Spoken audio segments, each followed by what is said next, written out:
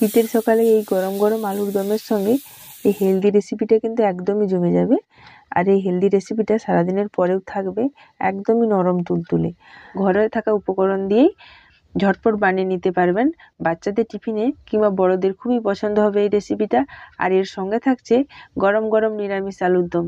তাহলে চলুন বন্ধুরা, কিভাবে এই রেসিপিটা বানাচ্ছি আপনারা সম্পূর্ণ ভিডিওটা স্কিপ না করে দেখতে থাকুন। আশা করি আপনাদের খুবই ভালো লাগবে। এই রেসিপিটার প্রধান উপকরণ কিন্তু চাল। আমি এখানে সেদ্ধ চাল নিয়েছি 2 বাটি, আর এটাকে আমি ওভারনাইটের জন্য ভিজিয়ে রেখেছিলাম। এবার আমি পেস্ট করে নিয়েছি। আপনাদের হাতে যদি না সময় থাকে তাহলে আপনারা 2 থেকে 3 ঘন্টার জন্য ভিজিয়ে রাখতে পারেন। চালের পেস্টটা আমার তৈরি করা হয়ে গেছে। আর আমি এর মধ্যে দিয়ে দিচ্ছি স্বাদ অনুযায়ী লবণ, আর কিছুটা জলও দিয়ে দিয়েছি।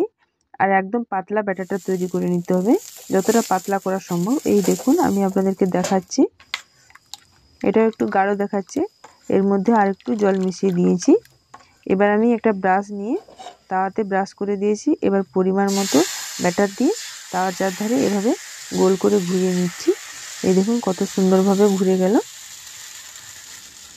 এবার আমি এর উপর একটা ঢাকনা দিয়ে দিচ্ছি কয়েক সেকেন্ডের জন্য। ঢাকনাটা তুলে এই দেখুন, তোলার পর কত সুন্দর চার সাইডটা ছেড়ে গেছে। এবার এইভাবে ভাঁজ করে আমি তুলে নিচ্ছি।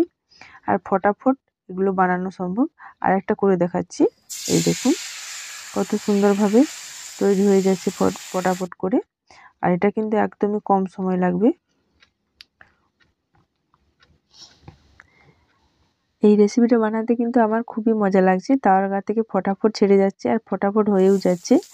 আপনারা যদি একবার বাড়িতে বানান তাহলে আপনাদেরও কিন্তু বারবার বানাতে ইচ্ছে হবে এই রেসিপিটা। এবার তাহলে আলুর দমের রেসিপিটা শুরু করা যাক। প্রথমে আমি ডুমো ডুমো করে আলু আগে থেকে কেটে রেখেছিলাম। এবার লাল লাল করে একটু ভেজে নিচ্ছি। আলুগুলো লাল লাল করে ভাজা হয়ে গেছে। এবার আমি একটা পাত্রে তুলে নিয়েছি।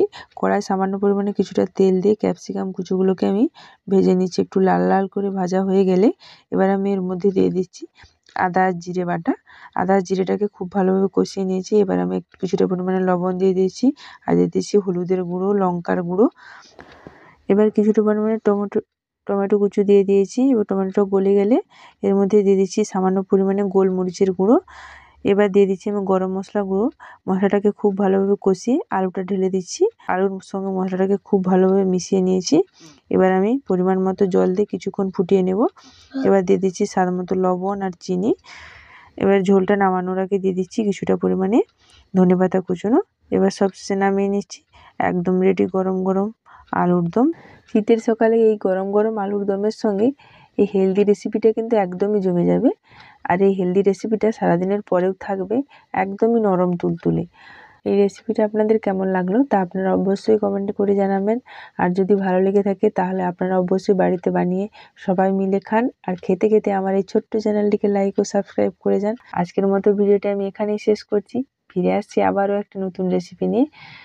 আপনারা সবাই ভালো থাকুন, সুস্থ থাকুন, সাবধানে থাকুন। ধন্যবাদ।